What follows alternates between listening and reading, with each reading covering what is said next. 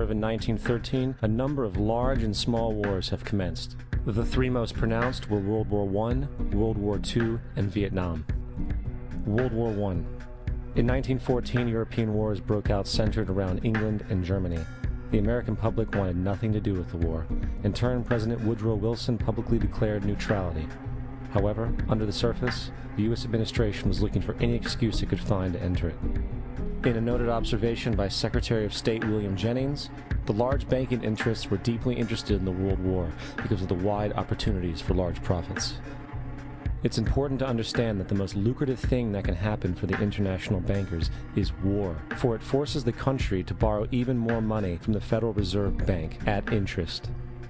Woodrow Wilson's top advisor and mentor was Colonel Edward House, a man with intimate connections with the international bankers who wanted in the war.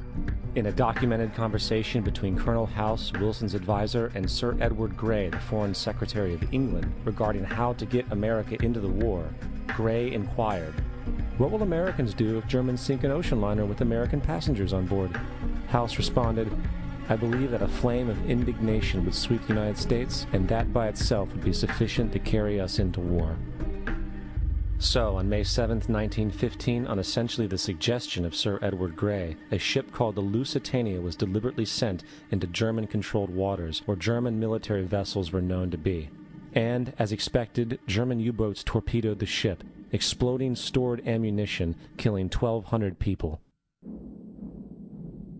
To further understand the deliberate nature of this setup, the German embassy actually put advertisements in the New York Times telling people that if they boarded the Lusitania, they did so at their own risk, as such a ship sailing from America to England through the war zone would be liable to destruction.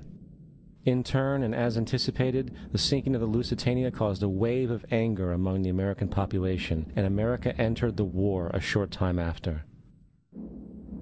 The First World War caused 323,000 American deaths.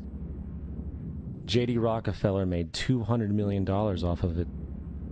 Not to mention the war cost about $30 billion for America, most of which was borrowed from the Federal Reserve Bank at interest, furthering the profits of the international bankers. World War II. On December 7, 1941, Japan attacked the American fleet at Pearl Harbor, triggering our entry into that war. President Franklin D. Roosevelt declared the attack was a day that will live in infamy. A day of infamy indeed, but not because of the alleged surprise attack on Pearl Harbor. After 60 years of surfacing information, it is clear that not only was the attack on Pearl Harbor known weeks in advance, it was outright wanted and provoked. Roosevelt, whose family had been New York bankers since the 18th century, whose uncle Frederick was on the original Federal Reserve Board, was very sympathetic to the interests of the international bankers, and the interest was to enter the war, as we've seen, nothing is more profitable for international bankers than war. In a journal entry by Roosevelt's Secretary of War Henry Stimson, dated November 25, 1941, he documented a conversation he had with Roosevelt.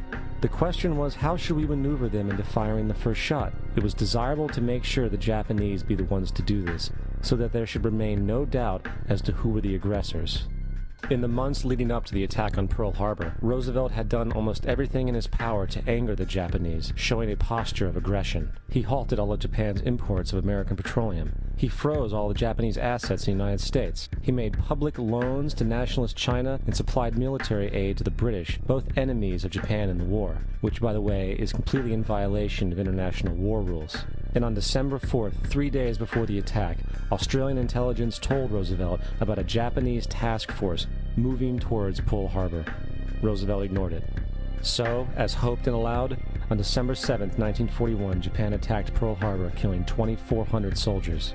Before Pearl Harbor, 83% of the American public wanted nothing to do with the war. After Pearl Harbor, 1 million men volunteered for the war.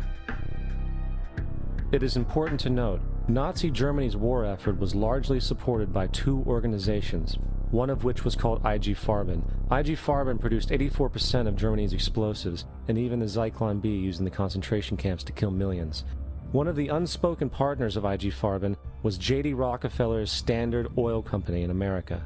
In fact, the German Air Force could not operate without a special additive patented by Rockefeller's Standard Oil. The drastic bombing of London by Nazi Germany, for example, was made possible by a $20 million sale of fuel, to IG Farben by the Rockefeller Standard Oil Company. This is just one small point on the topic of how American business funded both sides of World War II. One other treasonous organization worth mentioning is the Union Banking Corporation of New York City. Not only did it finance numerous aspects of Hitler's rise to power, along with actual materials during the war, it was also a Nazi money laundering bank, which was eventually exposed for having millions of dollars of Nazi money in its vaults. The Union Banking Corporation of New York was eventually seized for violations of the Trading with the Enemy Act. Guess who the director and vice president of the Union Bank was? Prescott Bush, our current president's grandfather, and of course our former president's father. Keep that in mind when considering the moral and political dispositions of the Bush family. Vietnam. The United States' official declaration of war on North Vietnam in 1964 came after an alleged incident involving 2 U.S. destroyers being attacked by North Vietnamese PT boats in the Gulf of Tonkin. This was known as the Gulf of Tonkin Incident. This single situation was the catalytic pretext for massive troop deployment and full-fledged warfare. One problem, however, the attack on the U.S. destroyers by Vietnamese PT boats never happened. It was a completely staged event to have an excuse to enter the war.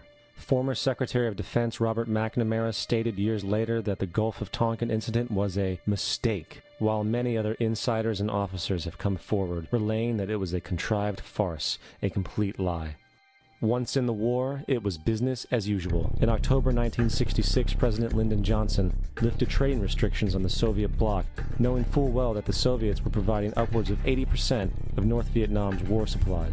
Consequently, Rockefeller interests financed factories in the Soviet Union, which the Soviets used to manufacture military equipment and send it to North Vietnam. However, the funding of both sides of this conflict was only one side of the coin. In 1985, Vietnam's rules of engagement were declassified. This detailed what American troops were and were not allowed to do in the war. It included absurdities like North Vietnamese anti-aircraft missile systems could not be bombed until they were known to be fully operational. No enemy could be pursued once they crossed the border of Laos or Cambodia. And most revealing of all, the most critical strategic targets were not allowed to be attacked unless initiated by high military officials. Apart from these imposed ludicrous limitations, North Vietnam was informed of these restrictions and therefore could base entire strategies around the limitations of the American forces. This is why the war went on so long. And the bottom line is this: the Vietnam War was never meant to be won, just sustained. This war for profit resulted in 58,000 American deaths and 3 million dead Vietnamese. So, where are we now?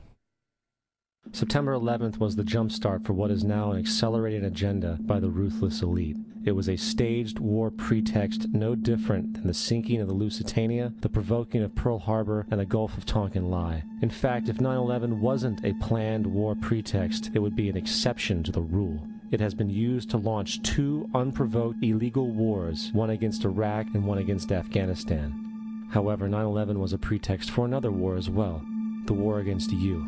The Patriot Act, Homeland Security, the Military Tribunals Act, and other legislations are all completely and entirely designed to destroy your civil liberties and limit your ability to fight back against what is coming.